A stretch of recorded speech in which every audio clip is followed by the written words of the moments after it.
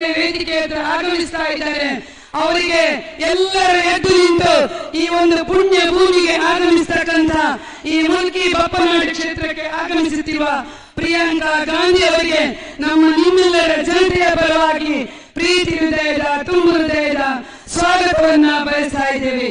ಎಲ್ಲರೂ ಕೂಡ ಈ ಪುಣ್ಯ ಭೂಮಿ ಆಗಮಿಸಿದಂತ ಆ ತಾಯಿ ಇವತ್ತು ದುರ್ಗಾ ಶಕ್ತಿ ಇವತ್ತು ನಮ್ಮೆಲ್ಲರಿಗೂ ಕೂಡ ಹರಿಸಲಿ. ಪ್ರಿಯಾಂಕಾ ಗಾಂಧಿ ಅವರ ಆಗಮನ ಖಂಡಿತವಾಗಿ ಕೂಡ ಪಕ್ಷದಲ್ಲಿ ಶಕ್ತಿಯ ಸಂಚಲನವನ್ನೇ ಮೂಡಿಸಿದೆ.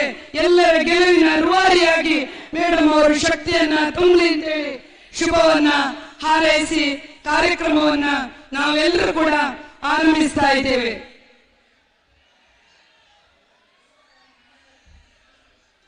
ಈಗಾಗಲೇ ಎಲ್ಲರ ಮೆಚ್ಚುಗೆಯ ಪಾತ್ರವನ್ನ ವಹಿಸಿದಂತ ನಮ್ಮೆಲ್ಲರ ಜನನಾಯಕಿ ರಾಜ್ಯ ಕಂಡಂತ ರಾಜ್ಯದಲ್ಲಿ ಇಡೀ ಮಿಂಚಿನ ಪ್ರಚಾರವನ್ನ ಕೈಗೊಂಡು ಕರ್ನಾಟಕದಲ್ಲಿ ಕಾಂಗ್ರೆಸ್ ಅನ್ನ ಗೆದ್ದೇ ಗೆಲ್ಲಿಸ್ತೇವೆ ಅಂತ ಪ್ರಣಾಳಿಕೆಯನ್ನು ತೊಟ್ಟಂತ ಪ್ರಿಯಾಂಕಾ ಗಾಂಧಿ ಅವರಿಗೆ ನಮ್ಮ ನಿಮ್ಮೆಲ್ಲರ ಪರವಾಗಿ ತುಂಬು ಹೃದಯದ ಸ್ವಾಗತ ಸುಸ್ವಾಗತ.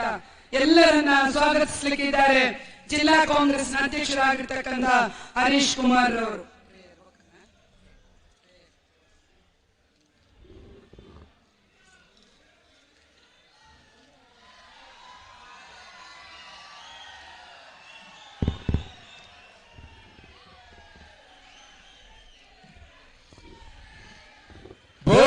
भारत माता की, बोलो कांग्रेस पार्टी की, बोलो प्रियंका गांधी जी की. बंधुगळे,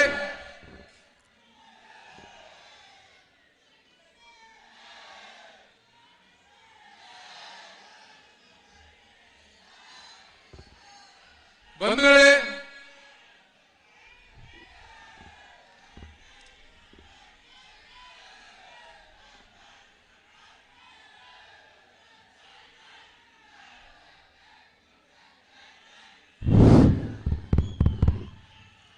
ದಯವಿಟ್ಟು ಸಮಯ ಮೀರ್ತಾ ಇದೆ. ದಯವಿಟ್ಟು ಬಂಧುಗಳೇ,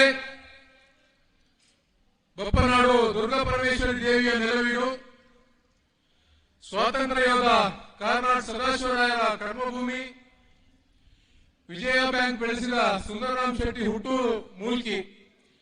ಇಂದು ಸಂಭ್ರಮದ ದಿನ.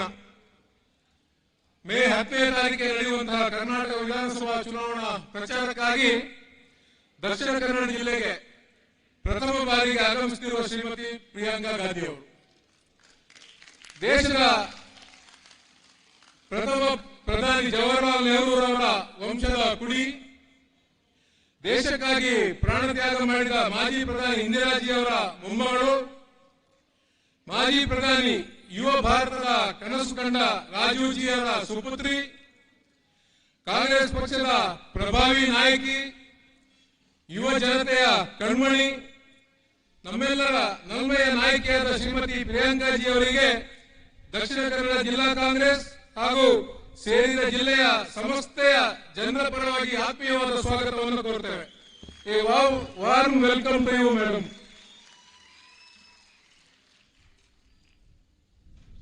ವೇದಿಕೆಯ ಮೇಲೆ ಉಪಸ್ಥಿತರಿರುವ ನಮ್ಮ ಜಿಲ್ಲೆಯ ಹೆಮ್ಮೆಯ ಸುಪುತ್ರರು, ಕೇಂದ್ರದ ಮಾಜಿ ಸಚಿವರು, ಕರ್ನಾಟಕ ಪ್ರದೇಶ ಕಾಂಗ್ರೆಸ್ ಸಮಿತಿಯ ಮಾಜಿ ಅಧ್ಯಕ್ಷರು, ನಮ್ಮೆಲ್ಲರ ಅಚ್ಚುಮೆಚ್ಚಿನ ಹಿರಿಯ ಮುಖಂಡರಾದ ಸನ್ಮಾನ್ಯ ಶ್ರೀ ವಿ ಜನಾರ್ದನ ಪೂಜಾರಿ ಅವರು ವೇದಿಕೆಯಲ್ಲಿದ್ದಾರೆ. ಅವರನ್ನ ತಮ್ಮೆಲ್ಲರ ಪರವಾಗಿ ಆತ್ಮೀಯವಾಗಿ ಸ್ವಾಗತಿಸುತ್ತೇನೆ.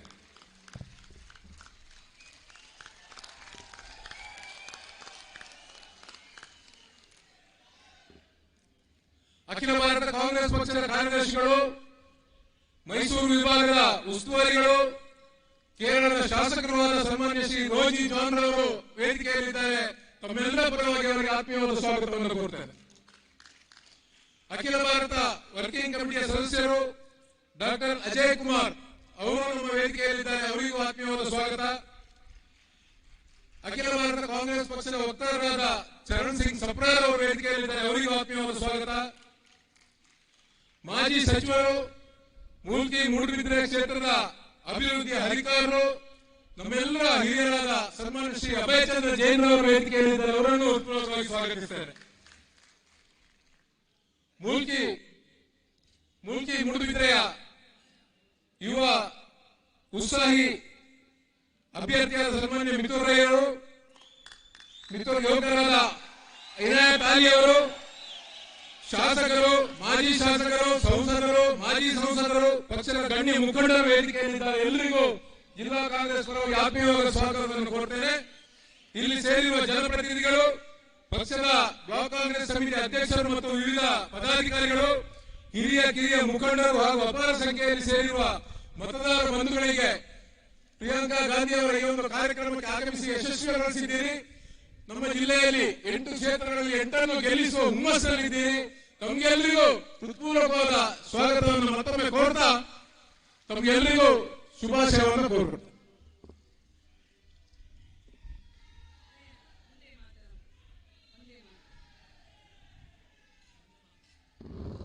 ವಂದನೆಗಳು ಅಧ್ಯಕ್ಷರೇ. ಈಗ ಎಲ್ಲರಿಗೂ ನೀವು ಗೌರವವನ್ನು ಸಲ್ಲಿಸಬೇಕಾಗ್ತಾ ಇದ್ದೇವೆ. ಈಗ ನಮ್ಮ ಮುಂದೆ ಒಂದೇ ಮಾತರವನ್ನು ಹಾಡಲಿಕ್ಕೆ ಇದ್ದಾರೆ ಕುಂದರ್ ಅವರು.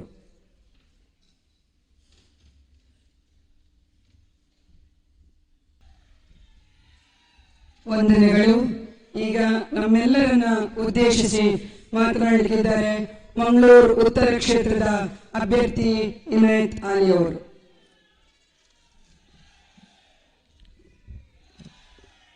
ಕೋಟಿ ಕೋಟಿ ಭಾರತೀಯರ ಬದುಕನ್ನು ಬೆಳಗಿಸಿದ, ಜಗತ್ತಿನ ಮಹಾನಾಯಕಿಯಾಗಿ ಆಡಳಿತ ನಡೆಸಿದ ಶ್ರೀಮತಿ ಇಂದಿರಾ ಗಾಂಧಿ ಅವರ ತತ್ವ ಆದರ್ಶಗಳ ಪ್ರತಿರೂಪವಾಗಿ ನಮ್ಮ ಮುಂದೆ ಬಂದಿರುವ ಕಾಂಗ್ರೆಸ್ನ ರಾಷ್ಟ್ರೀಯ ಪ್ರಧಾನ ಕಾರ್ಯದರ್ಶಿ ಶ್ರೀಮತಿ ಪ್ರಿಯಾಂಕಾ ಗಾಂಧಿ ಅವರೇ, ದಕ್ಷಿಣ ಕನ್ನಡ ತುಳುನಾಡಿನ ಸಮಸ್ತ ನಾಗರಿಕರ ಪರವಾಗಿ ನಿಮಗೆ ಸಾವಿರ ಗಂಟಲ ನಮನಗಳು.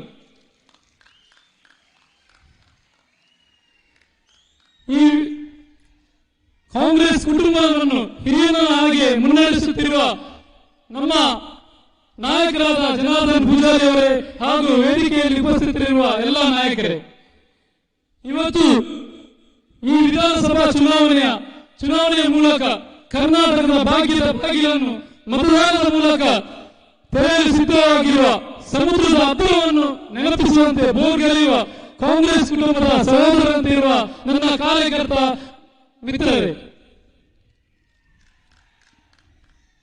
ಇವತ್ತು ಈ ಚುನಾವಣೆ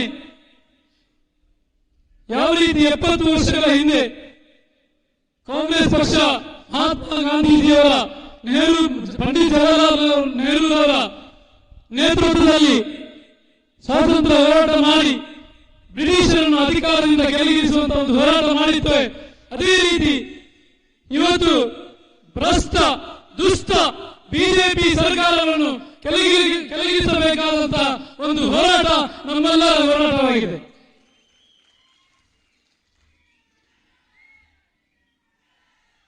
ಇವತ್ತು ಮಹಾತ್ಮ ಗಾಂಧೀಜಿಯವರು, ನೆಹರೂರವರು ಹಾಗೂ ಹಲವಾರು ನಮ್ಮ ಮಹಾಪುರುಷರುಗಳು ದೇಶದಾದ್ಯಂತ ಸುತ್ತಿ ಭಾರತವನ್ನು ಒಂದುಗೂಡಿಸಿದ ಹಾಗೆ ನಮ್ಮ ನಾಯಕರಾದ ಶ್ರೀ ರಾಹುಲ್ ಗಾಂಧಿ ಅವರು ಭಾರತ್ ಜೋಡೋ ಯಾತ್ರೆಯ ಮೂಲಕ ನಮ್ಮ ದೇಶಕ್ಕಾಗಿ, ದೇಶದ ಐಕ್ಯತೆಗಾಗಿ ಒಂದು ಪಾದಯಾತ್ರೆಯನ್ನು ಮಾಡಿದ್ದಾರೆ. ಇದಕ್ಕೆ ಉತ್ತರವಾಗಿ ನಾವು ನಮ್ಮ ರಾಜ್ಯದಲ್ಲಿ ಕಾಂಗ್ರೆಸ್ ಪಕ್ಷವನ್ನು ಅಧಿಕಾರಕ್ಕೆ ತರುವ ಮೂಲಕ ರಾಹುಲ್ ಗಾಂಧಿ ಅವರ ಮಡಲಿಗೆ ನಮ್ಮ ಈ ರಾಜ್ಯವನ್ನು ಅಧಿಕಾರವನ್ನು ಕೊಡಬೇಕಾಗಿ ತಮ್ಮಲ್ಲಿ ಕಳಕಳಿಯಿಂದ ವಿನಂತಿಸುತ್ತಾ, ಬಿಜೆಪಿ ಯುವಕರಲ್ಲಿ ಸಾವಿರಾರು ಸಂಖ್ಯೆಯಲ್ಲಿ ಯುವಕರು ಸೇರಿದ್ದೀರಿ. ಯುವಕರಿಗೆ ಉದ್ಯೋಗ ಇಲ್ಲ. ಈ ಭ್ರಷ್ಟ ಬಿಜೆಪಿ ಸರ್ಕಾರದಲ್ಲಿ ಯುವಕರು ಉದ್ಯೋಗ ಕೇಳಲಿಕ್ಕೆ ಹೋದರೆ ಒಂದು ಸರ್ಕಾರಿ ಉದ್ಯೋಗ PSI ನೇಮಕಾತಿಗೆ ಕೋಟಿ ಕೋಟಿ ಲಂಚ ಕೇಳ್ತಾರೆ. ಒಂದು ಉಪನ್ಯಾಸಕ ಲೆಕ್ಚರರ್ ಪೋಸ್ಟ್ಗೆ ಲಂಚ ಕೇಳುವಂತ ಈ ಭ್ರಷ್ಟ ಸರ್ಕಾರ ಸಣ್ಣ ಪುಟ್ಟ ಮಕ್ಕಳು ತಿನ್ನುವಂತ ಒಂದು ಮೊಟ್ಟೆಯಲ್ಲಿ ಕೂಡ ಕೋಟಿ ಕೋಟಿ ಲಂಚವನ್ನು ತಿನ್ನುವಂತ ಈ ಭ್ರಷ್ಟ ಸರ್ಕಾರವನ್ನು ಕಿತ್ತೊಗೆಯುವುದೇ ನಮ್ಮೆಲ್ಲರ ಧ್ಯೇಯವಾಗಬೇಕೆಂಬ ಮಾತನ್ನು ಹೇಳಿ ಇಲ್ಲಿ ಸೇರಿರುವ ಎಲ್ಲ ಕಾರ್ಯಕರ್ತರ ಪರವಾಗಿ, ಇದು ನನ್ನ ಊರು, ನಮ್ಮೆಲ್ಲ ಈ ಊರಿನಲ್ಲಿ ನಮ್ಮ ನಾಯಕರಾದ ಪ್ರಿಯಾಂಕಾ ಗಾಂಧಿ ಅವರು ಇನ್ನೊಂದು ಸಲ ಅವರನ್ನು ಗೌರವಿಸುತ್ತಾ, ನಮ್ಮ ಈ ಭಾಗದ ಎಲ್ಲ ಅಭ್ಯರ್ಥಿ ಅಲ್ಲದೆ ಈ ಕ್ಷೇತ್ರದ ಮಿತ್ರರಾಗಿರ್ಬೋದು ಯುಟಿಗಾರರು ಎಲ್ಲರನ್ನು ಗೆಲ್ಲಿಸಿಕೊಡಬೇಕೆಂದು ತಮ್ಮಲ್ಲಿ ಕಲಿತ ನನ್ನನ್ನು ಕೂಡ ಈ ಮಂಗಳೂರು ಉತ್ತರ ಕ್ಷೇತ್ರದಲ್ಲಿ ಗೆಲ್ಲಿಸುವ ಮೂಲಕ ನನಗೆ ಒಂದು ಅವಕಾಶ ಮಾಡಿಕೊಡಬೇಕೆಂದು ಕೇಳಿಕೊಳ್ಳುತ್ತಾ, ನಮ್ಮ ಮಂಗಳೂರು ಉತ್ತರ ಕ್ಷೇತ್ರದಲ್ಲಿ ನನ್ನನ್ನು ಗೆಲ್ಲಿಸಿದರೆ ಖಂಡಿತವಾಗಿಯೂ ನಮ್ಮ ಮಂಗಳೂರು ಉತ್ತರವನ್ನು ಅಭಿವೃದ್ಧಿ ಎತ್ತರಕ್ಕೆ ತಗೊಂಡೋಗುವ ಮೂಲಕ ಸಮಗ್ರ ದಕ್ಷಿಣ ಕನ್ನಡ ಜಿಲ್ಲೆಯನ್ನು ಅಭಿವೃದ್ಧಿಯಲ್ಲಿ ಮುಂದೆ ಇನ್ನೂ ನಂಬರ್ 1 ಆಗಿ ಮಾರುತ್ತೇವೆ ಎಂಬ ಮಾತನ್ನು ಹೇಳಿ ನಿಮ್ಮೆಲ್ಲರ ಆಶೀರ್ವಾದ ಇದೇ ರೀತಿ ಹೋರಾಟ ಇನ್ನು ಮುಂದುವರಿಯಲಿ ಎಂದು ಆಶಿಸುತ್ತಾ ನನ್ನ ಮಾತನ್ನು ಮುಗಿಸ್ತೇನೆ. ಜೈ ಹಿಂದ್, ಜೈ ಕಾಂಗ್ರೆಸ್. ವಂದನೆಗಳು ಇನಾಯತಾರಿಯವರೇ. ಮುಂದಕ್ಕೆ ಮುಲ್ಕಿ ಮೂಡಬಿದ್ರೆ ಕ್ಷೇತ್ರದ ಅಭ್ಯರ್ಥಿಗಳಾಗಿರ್ತಕ್ಕಂಥ ಮಿಥುನ್ ರೈ ಅವರು ನಮ್ಮ ಮುಂದೆ.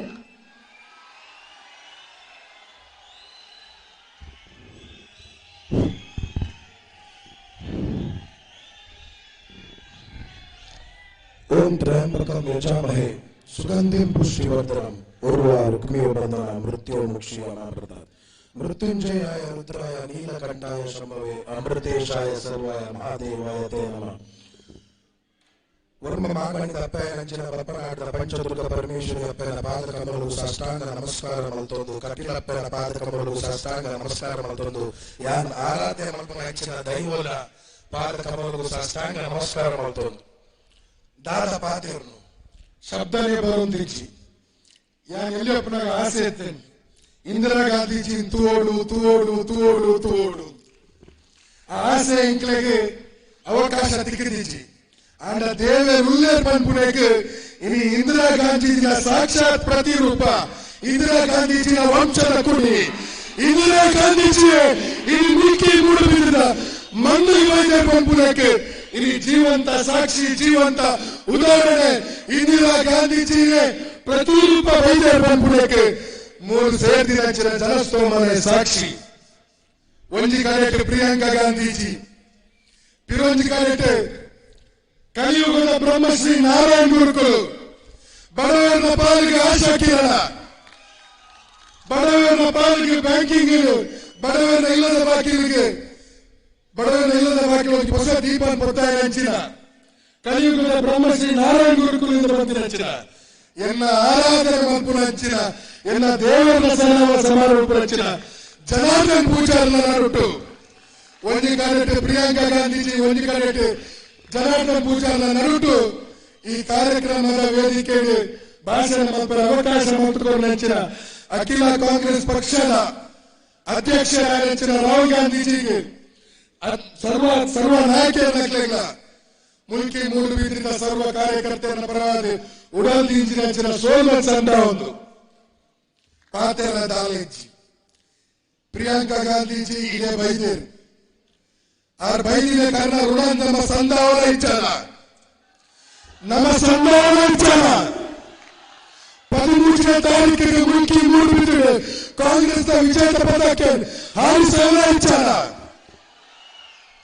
ಸೂಕ್ತ ಸತಿ ನಮ್ಮ ಈ ಜಿಲ್ಲೆಗೆ ನಮ್ಮ ಈ ಮಣ್ಣಿಗೆ ಪಾದಾರ್ಪಣೆ ಮಂತೊಂದುಲ್ಲೇರಿ ಒಂದು ಎಂಕಲ ಮಾತೇನ ಭಾಗ್ಯ ಅಭಯ್ ಚಂದ್ರ ಜೈವರಲ್ಲಿ ಪಡ್ತುన్నారు ನೆನಪು ಮಾಡ್ಕೊಂಡು ಹಂಚಿನ ಆದ್ಯ ಕರ್ತವ್ಯ ಒಂದು ಯುವಕಿಗೆ ಅವಕಾಶ ತಿಕ್ಕೋಡು ಯುವ ಕಾಂಗ್ರೆಸ್ ಅಧ್ಯಕ್ಷಗೆ ಅವಕಾಶ ತಿಕ್ಕೋಡು ಬಂದ್ಬಿಟ್ಟು ಹಂಚಿನ ಒಂದು ಆಲೋಚನೆ ಎಂದಿದೆ ಇನಿ ಒಂದು ಯುದ್ಧ ಗೆಲ್ಪೇರ ಹೆಂಚ ಶ್ರೀಕೃಷ್ಣ ದೇವರು ಸಾರಥಿ ಆದಿತ್ಯರ ಅಂಚನೆ ಅವೇ ಪಾತ್ರ ಅಭಯ್ ಚಂದ್ರ ಜೈನ್ ಯುದ್ಧ ಸಾರಥಿ ಆದಿ ಕೆಲಸ ಕಾರ್ಯ ಮತ್ತೊಂದು ಈ ಚುನಾವಣೆ ಧರ್ಮ ಬೊಕ ಅಧರ್ಮದ ನಡುವೆ ಹೆಚ್ಚಿನ ಚುನಾವಣೆ ಈ ಚುನಾವಣೆ ಸತ್ಯ ಬೊಕ ನ್ಯಾಯದ ನಡುವೆ ಹೆಚ್ಚಿನ ಚುನಾವಣೆ ಈ ಚುನಾವಣೆ ಕಾಂಗ್ರೆಸ್ ಪಕ್ಷದ ಅಸ್ತಿತ್ವದ ಚುನಾವಣೆ ಯಾರ ದಾದ ಮಲ್ಪೆ ಪನ್ಪುನೆ ತಪಾದರೆ ಪಂದ್ರೆ ಹೆಚ್ಚಿ ಸಾವುಜಿ ಆನೆ ಈತ ಜನಕಲ ನೆದುಟ್ಟಾಗಿ ಪ್ರಮಾಣ ಮಲ್ಪೆ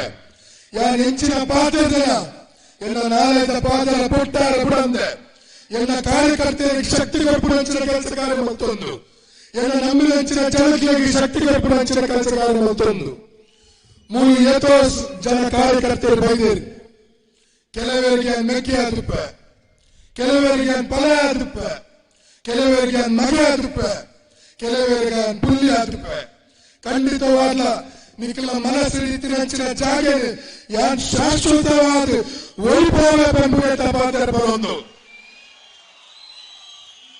ಈ ಜೈಕಾರ ಈ ಶೀಲೆ ಈ ಬಿಸಿಲು ಒಂದು ಮಾತ 13ನೇ ತಾರೀಕು ಮುಟ್ಟ ನಿಖಲು ದಿಯರು 13ನೇ ತಾರೀಕು ಮುಲ್ಕಿ ಮೂಡುಬಿದ್ರೆ ಸೇರಿದೆ ದಕ್ಷಿಣ ಕನ್ನಡ ಜಿಲ್ಲೆಯ ಎಲ್ಲ ವಿಧಾನಸಭಾ ಕ್ಷೇತ್ರ ಕಾಂಗ್ರೆಸ್ ವಿಜಯದ ಪದಕ್ಕೆ ಆರಿಸುವ ಮುಖಾಂತರ ಈ ಕ್ಷೇತ್ರ ಬಿಜೆಪಿ ಮುಕ್ತ ಕ್ಷೇತ್ರ ಮಲ್ಪುನಂಚಿನ ಸಂಕಲ್ಪ ಒಂದೆತ್ತೊಂದು ನಿಖಲ್ ಮಾತ ಆಶೀರ್ವಾದ ಒಂದೆತ್ತೊಂದು ಯಾನ್ ಜಾಸ್ತಿ ಪಾತ್ರ ಪಂಡ ಎಂಕಲ ಅಧಿನಾಯಕಿ ನೆಚ್ಚಿನ ಪ್ರಿಯಾಂಕಾ ಗಾಂಧೀಜಿ ಪಾತ್ರದಲ್ಲೇರು ಯಾನ ಪಾತ್ರ ವಿರಾಮ ಕೊರ್ಪುಲೆ ತುಂಬು ನಿಖಲ ಶೀಳೆ ನಿಖಲ ಚಪ್ಪಾಳೆ ನಿಖಲ ಗೊಬ್ಬೆ ಓಡೆ ಮುಟ್ಟ ಕೇಳೋಡು ಬಂದ ಬಿಜೆಪಿ ಅಭ್ಯರ್ಥಿ ನನ್ನ ಪಪ್ಪನ ಮುಂಚು ದಿನ ಇಲ್ಲದ ಪುಜೆ ಬಾರಂದಿನ ಆತ ನಿಖಲ ಶೀಳೆ ಗೊಬ್ಬರ ಚಪ್ಪಾಳೆ ಯಾರು ನಿಖಲ ಶೀಳೆ ಗೊಬ್ಬರ ಚಪ್ಪಾಳೆ ಏತುಕೊಂಡು ಬಂದ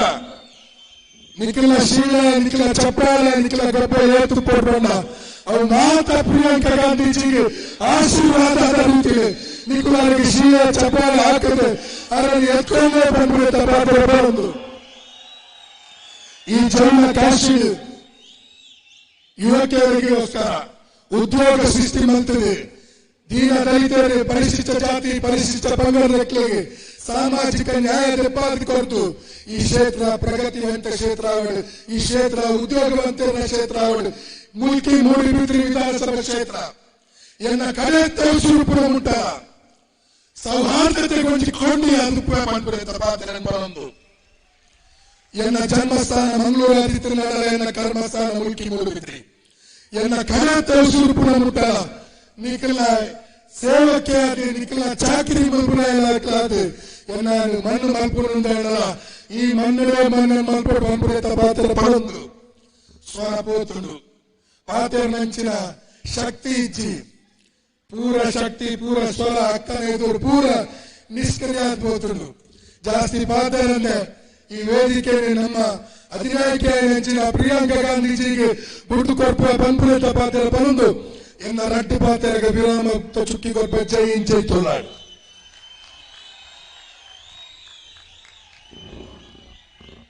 ಮಿಥುನ್ ರೈ ಅವರಿಗೆ ವಂದನೆಗಳು. ನಾವೆಲ್ಲರೂ ಕಾಯುತ್ತಿರ್ತಕ್ಕಂಥ ನಮ್ಮೆಲ್ಲರ ಅಧಿನಾಯಕಿ ಆಗಿರ್ತಕ್ಕಂಥ ಈ ಪುಣ್ಯ ಭೂಮಿಗೆ ಆಗಮಿಸಿದಂಥ ಪ್ರಿಯಾಂಕಾ ಗಾಂಧೀಜಿಯವರು ನಮ್ಮೆಲ್ಲರನ್ನ ಉದ್ದೇಶಿಸಿ ಮಾತನಾಡಲಿಕ್ಕಿದ್ದಾರೆ.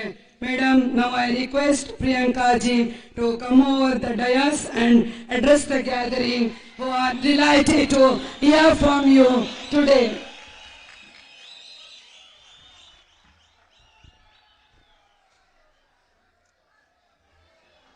श्री और नहीं है हिंदी में बोलूंगी तो ठीक है अनुवाद कराऊं आप ट्रांसलेट करेंगी श्री जनार्दन पुजारी जी जो मेरे पिताजी के साथी थे मुझे अच्छी तरह याद है मेरे पिताजी आपका नाम काफी लेते थे बातचीत में डॉक्टर अजय कुमार जी श्री हरीश कुमार जी श्री मंजुनाथ भंडारी जी श्री अभय चंद्र जैन जी यहाँ के उम्मीदवार श्री मिथुन राय जी श्री इनायत अली जी और मंच पर उपस्थित सभी कांग्रेस पार्टी के नेतागण पदाधिकारी मेरे कार्यकर्ता बहनों और भाइयों और यहाँ के मेरे बहन मेरी बहनें मेरे भाई आप सभी का इस सभा में बहुत बहुत स्वागत।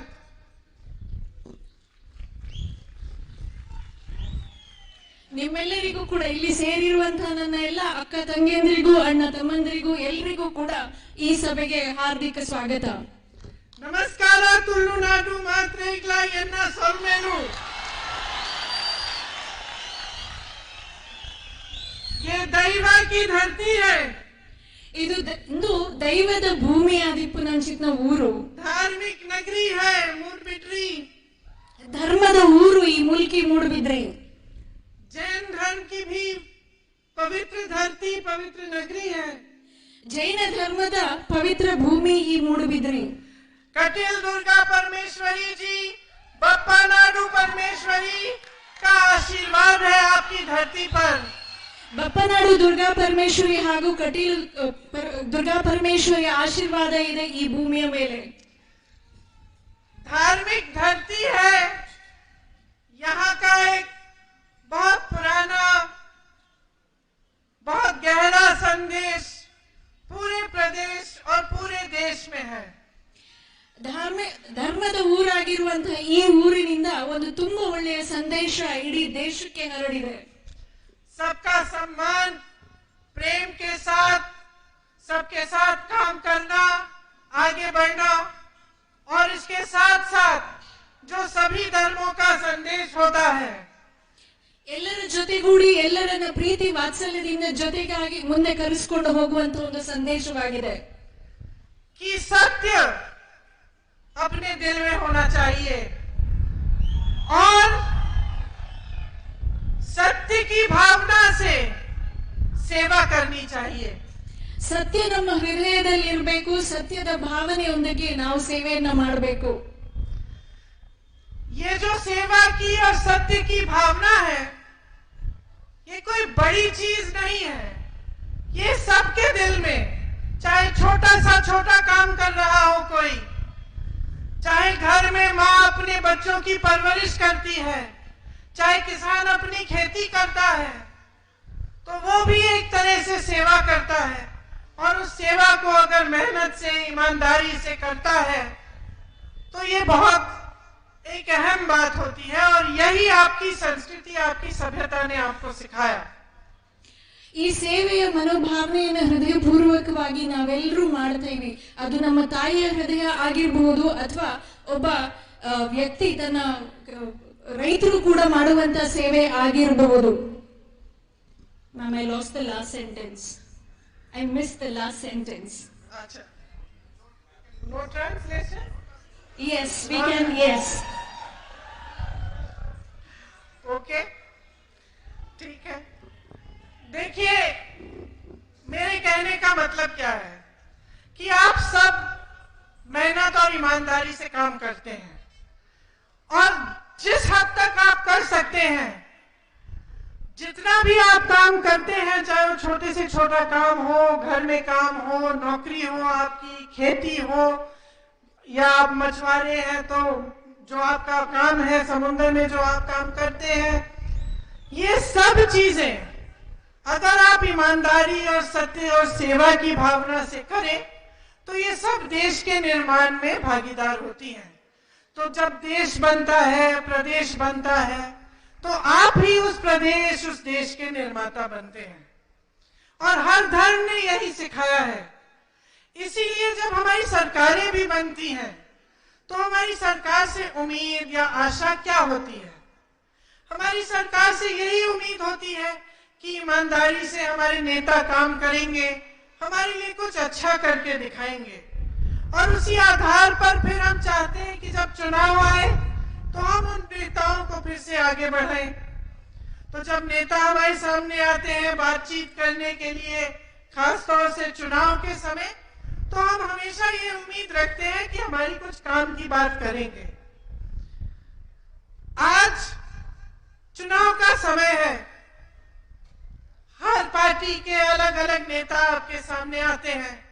मैंने यहाँ पे देखा, यहाँ आते वक्त इसी तरह का एक हैंगर लगा था और खाली जगह थी। शायद मैंने पूछा किसकी मीटिंग थी, तो कहा कि कुछ दिनों पहले प्रधानमंत्री जी मोदी जी भी आए थे यहाँ, तो उनकी भी मीटिंग हुई। तो आप सबसे उम्मीद यही रखते होंगे कि चुनाव के समय जो आपके मुद्दे हैं, जो आपके लिए महत्वपूर्ण है, आपकी जीवन से जुड़े हुए हैं, उन मुद्दों पर नेता बात करेंगे, अलग अलग पार्टियों के लोग बात करेंगे, ताकि आपको पता चले कि इन लोगों ने आपके लिए क्या किया और कौन सी योजनाएं बना रही हैं, भविष्य में आपके लिए क्या करना चाहते हैं। लेकिन कुछ दिनों पहले, मेरे ख्याल से 2 दिन पहले हो सकता है, यहीं पर मैं भाषण देख रही थी कि मोदी जी क्या कह रहे हैं। देश के प्रधानमंत्री हैं, तो मैंने देखा कि यहाँ चुनाव के समय आकर वो आतंकवाद और सुरक्षा की बातें कर रहे हैं। तो मेरे मन में ये बात आई कि कर्नाटका में ये मुद्दा तो नहीं होना चाहिए, शायद उनको कोई गलतफहमी है। मैंने सोचा कि क्या होता है कि जब सत्ता बहुत हो जाती है तो अक्सर जो अधिकारी हैं, जो आसपास के लोग हैं, वो सत्ता से डरते हैं, मतलब सच नहीं बताते आपको। तो हो सकता है कि जब इनका भाषण तैयार हो रहा था तो जो अधिकारी बैठे थे उनकी चर्चा हुई होगी कि हम भाई क्या बताएं मोदी जी को, कौन से मुद्दे में कर्नाटका जा रहे हैं, वहां पे कौन सी बातें करेंगे। तो किसी अधिकारी ने कहा होगा कि चलो रोजगार की बात करा देते हैं, लेकिन फिर दूसरे ने कहा होगा हम कहेंगे क्या, रोजगार तो बनाए नहीं हमारी सरकार ने 3.5 सालों से। फिर किसी और ने कहा होगा कि चलिए महंगाई की बात बता देते हैं, लेकिन महंगाई की क्या बात करेंगे, क्योंकि इनके समय में महंगाई इतनी बढ़ चुकी है कि एक गैस का सिलेंडर 1100 रुपए का है। मेरी बहनें दुकान जाती हैं, दाल, सब्जी, आटा, डीजल, पेट्रोल, नाम लीजिए, महंगा हो गया है, खरीद ही नहीं पाती है कुछ भी। आधे टाइम तो घर वापस आ जाती होंगी आधी चीजें छोड़कर, तो महंगाई की क्या बात करें। तो इन अधिकारियों ने तय कर लिया होगा चलो यही मुद्दा दे देते हैं। प्रधानमंत्री जी यहाँ आकर आतंकवादी सुरक्षा की बात कर रहे हैं। मैं उनको बताना चाहती हूं कि यहाँ कर्नाटका में किसान आत्महत्या से, आपको मालूम है कि हर रोज 5 किसान आत्महत्या से मर रहे हैं। यहाँ आतंक है तो महंगाई का आतंक है, बेरोजगारी का आतंक है। यहाँ 4 सालों में 6,487 किसानों ने आत्महत्या की है। 4 सालों में गरीबी की वजह से 542 लोगों ने आत्महत्या की है। कर्ज और घाटे की वजह से 3,734 लोगों ने आत्महत्या की है। बेरोजगारी की वजह से 1,675 लोगों ने आत्महत्या की है। प्रधानमंत्री जी, कर्नाटका में अगर आतंक है तो आपकी 40% की सरकार का आतंक है जो लोगों को लूट रही है। प्रधानमंत्री जी, अगर कर्नाटका में आतंक है तो महंगाई का आतंक है, जिसकी वजह से लोग अपनी रोजाना के जीवन में मुश्किलों पर मुश्किलों का सामना कर रहे हैं। प्रधानमंत्री जी, अगर कर्नाटका में आतंक है तो बेरोजगारी का आतंक है कि 2.5 लाख सरकारी पद आपकी सरकार ने खाली रखे हैं और यहाँ शिक्षित से शिक्षित नौजवान को रोजगार नहीं मिल रहा है। अगर आतंक है तो आपकी 40% की सरकार, जिसने हर पोस्ट के लिए रेट फिक्स कर लिया है, उसका आतंक है। मैं कहीं गई थी, वहां पे मुझे बताया गया कि एक किसान के पास पैसे नहीं थे, उससे घूस मांगी। जब पैसे नहीं थे तो बेचारे को कहा गया कि अपनी 2 बैल दे दो। इतना आतंक है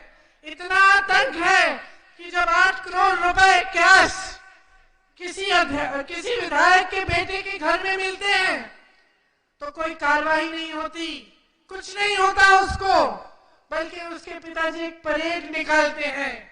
किसकी परेड? भ्रष्टाचार के आतंक की परेड, ये कहने के लिए कि मैं कुछ भी कर सकता हूं, आप मुझे रोक नहीं सकते। पब्लिक कुछ नहीं है, हमारी लूट ही है सब कुछ, हमारी सत्ता ही है सब कुछ। यही आतंक है आज कर्नाटका में। यहीं पे आपकी अपनी स्थिति आप देखिए। यहाँ एक समय 4 बैंक होते थे अलग, corporation bank, Vijaya bank, syndicate bank और कनारा बैंक। इन्हीं के आतंक से इन्हीं सरकार की कुनीतियों की वजह से ये सारे मर्ज कर लिए गए हैं और आज सिर्फ एक बैंक है आपके क्षेत्र में। नेहरू जी ने बेंगलुरु का हवाई अड्डा तब बनाया अपने समय में, इंदिरा जी ने नए बेंगलुरु का पोर्ट बनाया, न्यू बेंगलुरु पोर्ट। क्या हुआ? दोनों बेच दिए गए। किसको?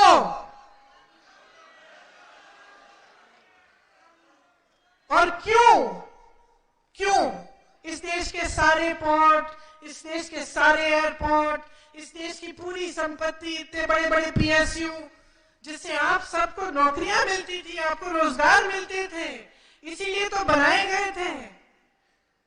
ये सब एक या दो लोगों को क्यों बेचे जा रहे हैं? और अगर ये आतंक नहीं है तो क्या आतंक है कि सारे देश की संपत्ति, जो आपका पैसा है, जहां से आपको रोजगार मिलता है, वो अपने उद्योगपति मित्रों को दे दिए, सब कुछ दे दिया। यहां आपके अपने पोर्ट दे दिए, अपना एयरपोर्ट दे दिया। और आपको सवाल उठाना चाहिए कि ये आतंक क्यों फैल रहा है इस तरह से। ये जो बीजेपी का है भ्रष्टाचार का आतंक, सोचिए और समझिए कि एक बहुत बुरी आदत डाल दी है आपने इनमें। और जब नेता की आदत बुरी हो जाती है ना, तो उसको सुधारना बड़ा मुश्किल होता है। बहुत नेताओं को जानती हूं मैं, छूटती नहीं है। एक बार ये लालच और सत्ता और लूट की आदत पड़ जाती है तो सारा ध्यान उसी पर जाता है कि कहां से मैं कितने पैसे बना पाऊंगा। ये नहीं आता दिमाग में कि कहां से किस तरह से मैं विकास कर पाऊंगा। ये नहीं आता दिमाग में कि इनकी समस्या है किसानों की, किस तरह से सुलझाऊं, या महिलाओं को क्या क्या संकट है उनके जीवन में, कैसे सुलझाऊं। क्या होता है, खास तौर से जब नेता या एक पार्टी, राजनीतिक पार्टी ये समझ जाती है कि चुनाव के समय हमें विकास, महंगाई, रोजगार, इन चीजों की बात करने की जरूरत नहीं है, हम धर्म की बात करेंगे, ऐसी बातें करेंगे जिससे जनता की जो भावनाएं हैं वो उभर जाए, जनता के जो जज्बात है वो उठे, तो जनता उसी जज्बाती मामलों में आकर हमें वोट दे देगी, हम आगे बढ़ जाएंगे, फिर से चुनाव जीत जाएंगे, तो फिर हमें काम करने के लिए कोई जरूरत नहीं है। ये आदत जो पड़ गई है इन लोगों की, ये आदत तोड़नी बहुत ही जरूरी है। क्योंकि देखिए, चुनाव होता क्या है, एक मौका होता है अपने भविष्य को बदलने का। एक मौका होता है कि एक ऐसी सरकार आए, ऐसे नेता आए जो आपके लिए सचमुच ईमानदारी से काम करे। और अगर ऐसे नेता आते हैं, ऐसी सरकार आती है, तो क्या कुछ नहीं हो सकता। अगर बेंगलुरु आज कर्नाटका का पूरा प्रदेश आज पूरे विश्व में प्रसिद्ध है, तो इसकी वजह है कि एक जमाने में किसी ने सोचा होगा कि हाँ देखो यहाँ की मजबूतियां क्या है। मुझे याद है, मैं 15-16 साल की थी, मुझे याद है, जनार्दन जी आपको भी याद होगा, मेरे पिताजी कहते थे कि कर्नाटका में इंग्लिश भाषी लोग हैं, शिक्षा के संस्थान हैं, पंडित नेहरू जी ने बनवाए, तो यहाँ पे अगर हम शिक्षा को मजबूत कर लें, तकनीकी शिक्षा, आईटी की शिक्षा, तो ये प्रदेश देश क्या पूरी दुनिया में अपने बच्चों, युवाओं को भेज पाएगा कि अच्छी अच्छी नौकरियां करें। उसका नतीजा क्या हुआ, उस समय की जो सोच थी, 1985 के समय की मेरे पिताजी की सोच थी, उसने उस सोच ने नींव डाली। और आज बेंगलुरु के, कर्नाटका के युवा, और जिनकी तकनीकी शिक्षा मजबूत है, जिनकी आईटी में शिक्षा मजबूत है, दुनिया भर में जाके बड़ी बड़ी कंपनियों के सीईओ बन रहे हैं, बड़ी बड़ी कंपनियों को चला रहे हैं। तो अगर सरकार की नीयत सही होती है, नेता ईमानदार होता है, तो बहुत कुछ हो सकता है। लेकिन ये दुर्भाग्य की बात है कि ये जो आदत डल गई है बीजेपी की नेताओं की कि उनको काम करने की जरूरत नहीं है, चुनाव के समय आएंगे, बड़ी बड़ी बातें करेंगे धर्म के बारे में या जाति के बारे में या फिर कभी आतंकवाद के बारे में या सुरक्षा के बारे में। मैं नहीं कहती कि ये मुद्दे नहीं है, सबके दिल के करीब है ये मुद्दे, लेकिन चुनाव के समय हमें जो वोट डालना चाहिए वो अपनी जरूरतों पर आधारित वोट डालना चाहिए। चुनाव के समय जनता को जागरूक होना बहुत ही महत्वपूर्ण है। आप सबको पूछना चाहिए, सवाल उठाना चाहिए कि पिछले 3.5 सालों में जब से बीजेपी की सरकार आई है कर्नाटका में तो कितने रोजगार बने। मैं बताती हूँ, रोजगार घटे हैं, बने नहीं है। कितने नए उद्योग बने, मैं बताती हूँ। छोटे से मीडियम जितने उद्योग हैं, जो छोटी दुकानें हैं, छोटे व्यापार हैं लोगों के, इसमें से ज्यादातर काफी ऐसे हैं जो बंद हो चुके जीएसटी की वजह से, नोटबंदी की वजह से। तो आपको पूछना है कि भाई महंगाई इतनी क्यों बढ़ गई? और अगर ये जवाब है कि पूरे विश्व में महंगाई बढ़ी है, हम क्या कर सकते हैं, तो ये गलत जवाब है। क्योंकि अगर पूरे विश्व में भी महंगाई बढ़ रही है तो सरकार आपको उस महंगाई से राहत दे सकती है। राजस्थान की सरकार आज ही हाल में प्रदेश में महंगाई के राहत कैंप चला रही है। इसका मतलब है कि ऐसी स्कीमें हो सकती हैं जिससे मेरी बहनों का कि फिर भी मदद हो जाए। अगर महंगाई बढ़ रही है तो इनकी मदद हो सकती है, सहायता हो सकती है। आज हर स्तर पर महंगाई की मार है। जैसे मैंने कहा, एक तरह का आतंक ही कहिए इसको। चाहे मछुआरे हो, चाहे किसान हो, हर चीज पे जीएसटी है, हर चीज को महंगा कर दिया है। जैसे मैंने कहा, पेट्रोल डीजल भी महंगा है, तो उससे पूरे जीवन पर असर पड़ रहा है। और जो 40% की इनकी सरकार चली, उसमें आपने देखा होगा कि चाहे कॉन्ट्रैक्टर्स एसोसिएशन हो, स्कूल मैनेजमेंट एसोसिएशन हो, सब परेशान रहे हैं। कर्नाटका के 1.5 लाख करोड़ रुपए लूटे गए हैं। 1.5 लाख करोड़ रुपयों में आपके लिए एम्स बन सकते थे, 100 से ज्यादा अस्पताल बन सकते थे, 30,000 स्मार्ट क्लासरूम बन सकते थे, 30 लाख गरीबों के लिए घर बन सकते थे।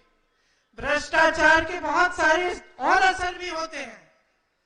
जब भ्रष्टाचार एक सरकार के अंदर इस तरह से घुस जाता है तो वो सरकार स्थिर भी नहीं रह सकती ठीक समय के लिए, और जो ठोस निर्णय लेने पड़ते हैं वो भी नहीं ले पाते। सब सोच रहे होते हैं कि कब मैं मुख्यमंत्री बनूंगा, किस तरह से मैं भी लूटूं। तो इसलिए इस सरकार में मुख्यमंत्री भी बदले, एक नहीं दो उससे ज्यादा भी मुख्यमंत्री बदलते रहेंगे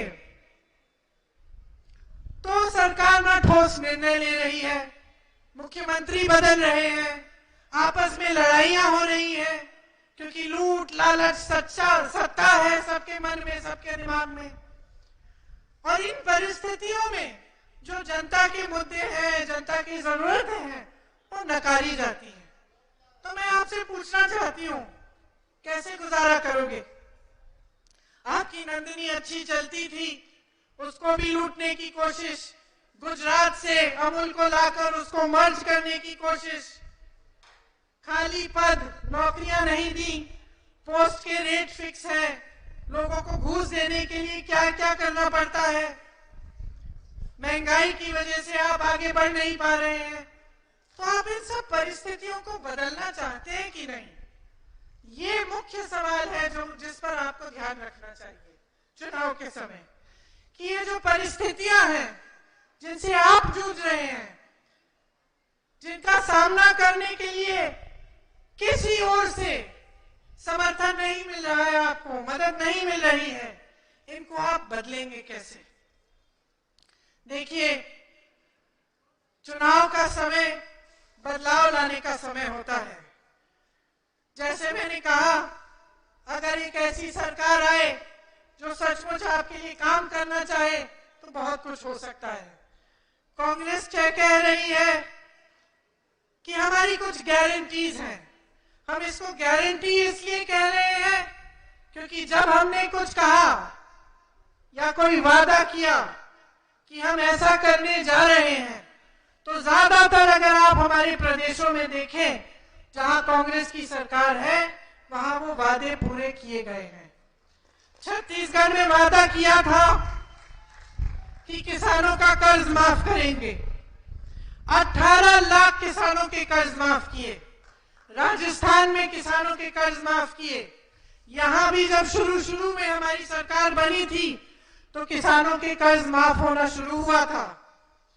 जब हमने कहा कि पुराने पेंशन की स्कीम लागू होगी, क्योंकि हमें पता चला कि जनता बहुत परेशान है। जो नई पेंशन की स्कीम है, इससे लोग घबरा रहे हैं। जो कर्मचारी पूरे जीवन काम करते हैं, सोच रहे हैं कि जब मैं रिटायर होऊंगा तो मेरे पेंशन के पैसे कहां जाएंगे, अगर कहीं स्टॉक मार्केट गिर गई, कुछ हो गया तो मेरा क्या होगा। तो हमने समझा कि एक समस्या है और पुरानी पेंशन स्कीम हमने अपने प्रदेशों में लागू करनी शुरू की। तो इसलिए जब हम कहते हैं कि हमारी कुछ गारंटीज है, तो हम इसलिए कहते हैं क्योंकि हम इन वादों को पूरा करना जानते हैं और इन वादों को पूरा करेंगे। आपको याद होगा कि जब हमारी सरकार थी तो अन्न भाग्य, क्षीर भाग्य, क्षीरधारे, पशु भाग्य, इंदिरा कैंटीन, इस तरह की सारी स्कीमें थी।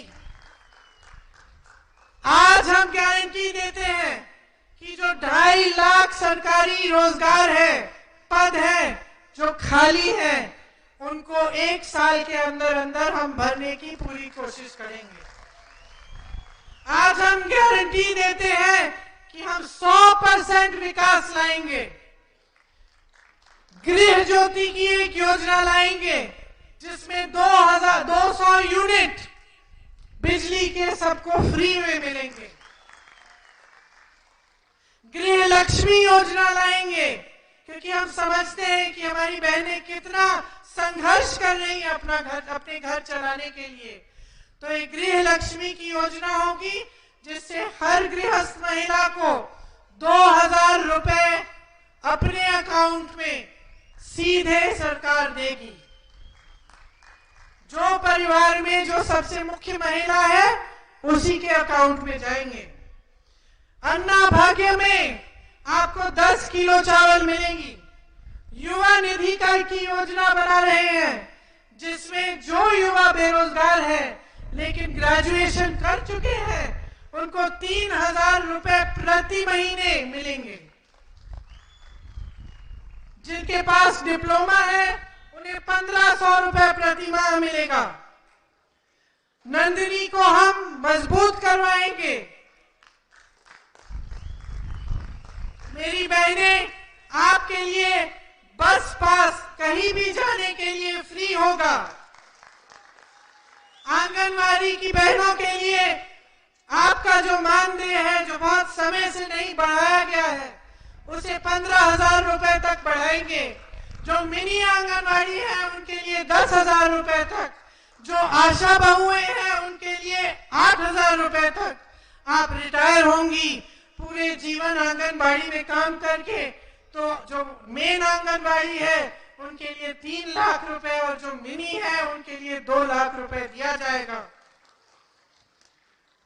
1.5 लाख करोड़ रुपए जो आपसे लूटे गए हैं वो कृषि के आधुनिकीकरण के लिए एक फंड में डाले जाएंगे जिससे किसानों को सुविधाएं मिलेंगी।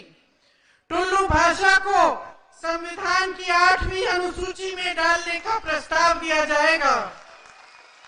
रोजगार, निवेश, पर्यटन और शांतिपूर्ण तरक्की के लिए 2500 करोड़ रुपए हर साल करावली डेवलपमेंट अथॉरिटी में आप ही के क्षेत्र के लिए रखा जाएगा।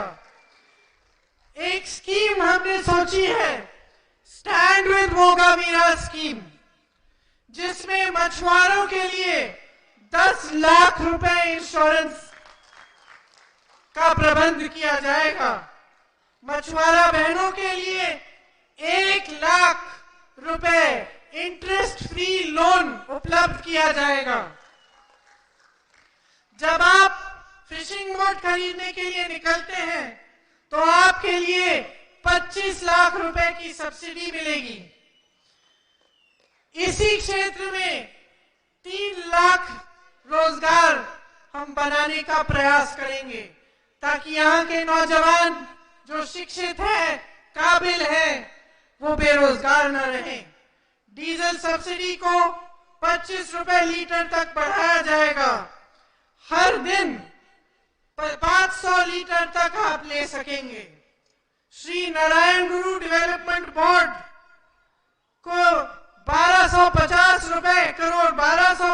करोड़ रुपए का बजट दिया जाएगा जो आपकी सुविधा के लिए होगा।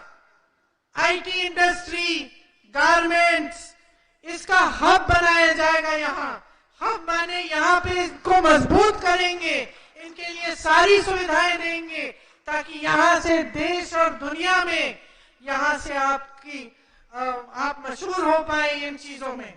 अरिका नट के किसान जो है उनकी सुविधा के लिए एक 50 करोड़ का फंड बनाया जाएगा। इसी तरह से बहुत सारी स्कीमें हैं, जैसे छोटे जो बिजनेस है और कारोबार है और मीडियम जो बिजनेस है उनके लिए एक वेलफेयर फंड बनाया जाएगा। कर्नाटका को light engineering, automobiles, electrical equipment के उद्योग में सर्वप्रथम बनाने की कोशिशें होंगी। बीदर से चामराजनगर तक इंडस्ट्रियल कॉरिडोर बनाया जाएगा और टाउनशिप्स बनाए जाएंगे।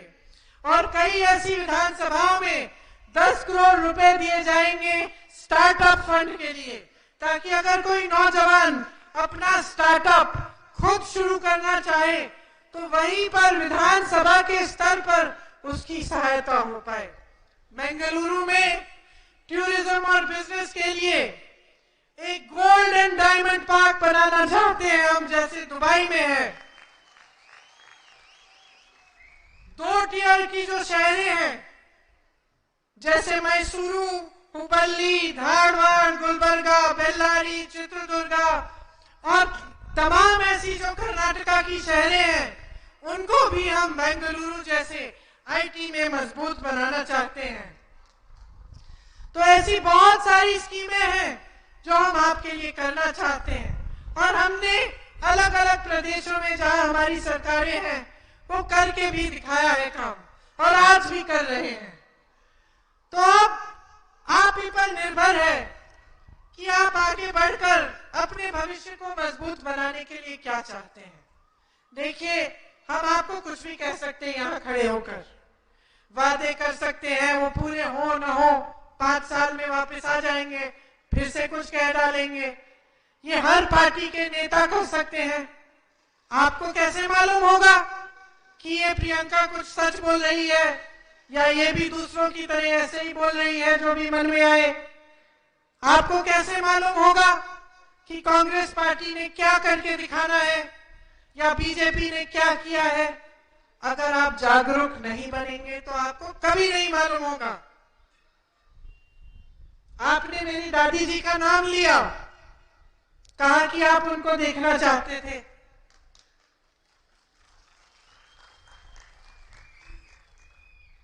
और आप सब भी अगर आज यहाँ आए हैं मुझे देखने, तो कहीं ना कहीं मन में ये बात होगी कि एक समय में इंदिरा जी ने बहुत अच्छे काम किए थे। तो ये किस आधार पर आपने निर्णय लिया, या आपको पता चला, या आपकी जानकारी है कि इंदिरा जी ने कुछ किया? क्योंकि आपका, जनता का, आपसे पहले जो पीढ़ियों का वो अनुभव रहा। उन्होंने देखा कि जब हमारी समस्या होती थी तो इंदिरा जी आती थी, हमारी बातें सुनती थी, समस्या को हल करने की कोशिश करती थी। कांग्रेस की सरकारों ने इतनी सारी स्कीमें दी। उस समय अन्न भाग्य में अगर हमें चावल मिलती थी तो खाने लायक थी, आज खाने लायक ही नहीं है। उस समय अगर इतने किलो थी तो आज कम मिल रही है। तो ये सारी चीजें जो है ये आप ही के अनुभव की बातें हैं। ये कोई नेता आपको नहीं समझा सकता। ये आपका जीवन कैसा चल रहा है, पिछले 3.5 सालों में क्या तरक्की हुई कि नहीं हुई? अब मैं आपसे पूछना चाहती हूँ, क्या आपकी तरक्की हुई है? नहीं हुई है? क्या महंगाई बढ़ी है? क्या बेरोजगारी बढ़ी है या घटी है? बढ़ी है। तो ये आपका अनुभव है। आपका अनुभव यही रहा है कि मुश्किलें बढ़ गई हैं, और जब जब मुश्किलें आई तो नेता नहीं आए आपकी मदद के लिए। जो बीजेपी के नेता है वो लालच और सत्ता और लूटने में इतने परेशान रहे, इतने व्यस्त रहे कि आपकी समस्याओं को पूछा नहीं। तो ये आप ही का अनुभव है, और जब तक आप जागरूक रहेंगे और आपकी जागरूकता आपके अनुभव को पहचानेगी और नेताओं की सच्चाई पहचानेगी और ये देखेगी कि भाई चुनाव के समय ये नेता तो आकर हमारी काम की बात कर गया, उसने कहा कि महंगाई बढ़ गई है, ये स्कीम लाएंगे या शिक्षा के संस्थान बनाएंगे या इंडस्ट्रियल हब बनाएंगे, लेकिन वो जो नेता है वो आया, उसने धर्म की बातें कर ली, उसने आतंकवाद की बातें कर ली, लेकिन हमारी बात नहीं की। तो आप पहचानो, जब आप पहचानेंगे तो आप गलती नहीं करेंगे, और जब आप गलती नहीं करेंगे तभी आपका भविष्य मजबूत बनेगा। तभी आपके लिए एक ऐसी सरकार आएगी जो आपसे डरेगी। ऐसे नेता आएंगे जो पब्लिक से डरेंगे, जो पब्लिक का आदर करेंगे, जो समझेंगे कि अगर पब्लिक के लिए काम नहीं किया तो रास्ता नापिए। तो ये आप ही को समझाना पड़ेगा। नेता की आदत को ठीक करना आपका काम है। अब मन बना लीजिए कि जो कर्नाटका में पिछले 3.5 सालों से हुआ है वो बहुत गलत हुआ है आपके साथ। नुकसान आपने झेला है, मुश्किलों का सामना आपने किया है। ये लोग तो अपने महल बनाते रहे, लेकिन आपका नुकसान हुआ। तो अब 10 तारीख को चुनाव आ रहा है, हमारे 2 उम्मीदवार आपके सामने हैं, खड़े हो जाइए।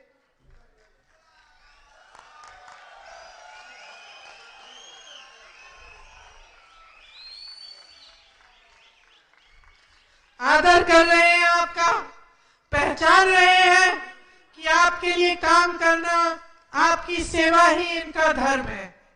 इसीलिए इनको भारी से भारी बहुमत से जिताइए और कांग्रेस की एक ऐसी सरकार बनाइए अपने प्रदेश में जो कोई तोड़ नहीं पाए। मजबूत सरकार बनाइए, पूर्ण बहुमत से जिताइए, ताकि 5 सालों के लिए आपको एक ऐसी ठोस स्थिर सरकार मिले जिसे कोई हिला ना पाए, जो आपके लिए दिन रात एक करे, काम करना बंद नहीं करे जब तक कर्नाटका को अपनी शान वापस नहीं मिले। हमारे पूरे देश को आपके प्रदेश पर गर्व है। आपकी संस्कृति, आपकी सभ्यता, आपकी कला, आपकी मेहनत, आपकी ईमानदारी एक मिसाल है पूरे देश के लिए। सबको गर्व है कर्नाटका पे। तो हम चाहते हैं, दिल से चाहते हैं कि आपके प्रदेश में एक सही सरकार बने जो आपका विकास करे, जो आपको दुनिया भर में आपकी पहचान को बनाए रखे। और मेरी पूरी उम्मीद है कि 10 तारीख को जब आप नई सरकार चुनेंगे तो आप सही निर्णय लेंगे, कांग्रेस पार्टी को ही जिताएंगे और अपने ही भविष्य को मजबूत बनाएंगे। बहुत बहुत धन्यवाद। आपने बड़ी ध्यान से मेरी बातें सुनी। एक बार मेरे साथ कहिए, कर्नाटका की, कर्नाटका की, कर्नाटका की जय हिंद। धन्यवाद।